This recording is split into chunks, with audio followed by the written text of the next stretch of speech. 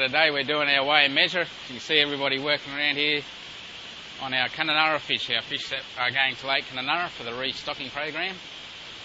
We're getting our final weight check on the fish so we can work out our number of fish that we'll be transporting in a couple of days' time up to Lake Kununurra. All these fish have been stained with the calcine, and that will give us a way of monitoring the fish in the lake. So we'll know our fish from the wild fish. We'll be able to identify them from the calcine stain which we picked up under the crime light. And when we do our electro fishing, we'll be able to determine if they're ours or if they're wild fish.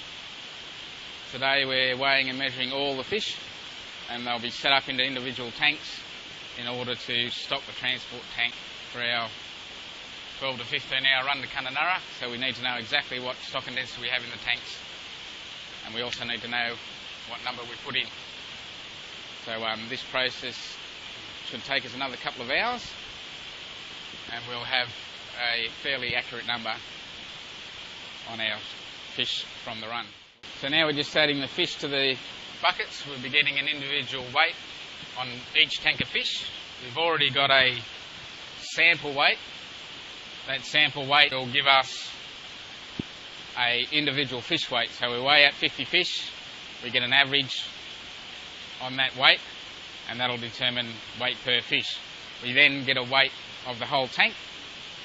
We divide that weight of the whole tank by our individual fish weight, and that'll give us a number of fish per tank. The tanks have all been graded into individual sizes to avoid cannibalism. Cannibalism is one of our biggest concerns as we grow our fish, and we need to separate the bigger from the smaller fish as they'll continue to eat each other. They increase our capacity to carry more fish per tank, so we increase our biomass in the tank by adding oxygen. We use the air to strip out CO2 and oxygen to increase the oxygen in the water. So that's pure oxygen, industrial oxygen that you'll see in the blue lines coming into the tanks, and that'll allow us to have stock and densities well in excess of what we'd normally be able to carry. Otherwise we wouldn't be able to produce this many fish out of a small facility like this. We've got our buckets with about 5 litres of water in them.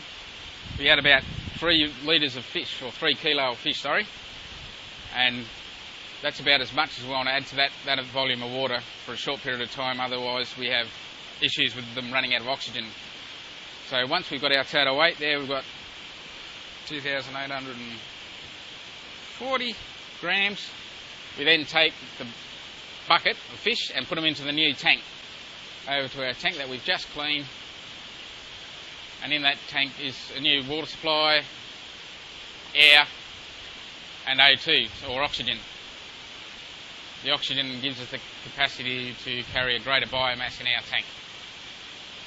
See the girls harvesting from one tank, cleaning the next tank and restocking the tank that we've just come from. So, quite interesting little process.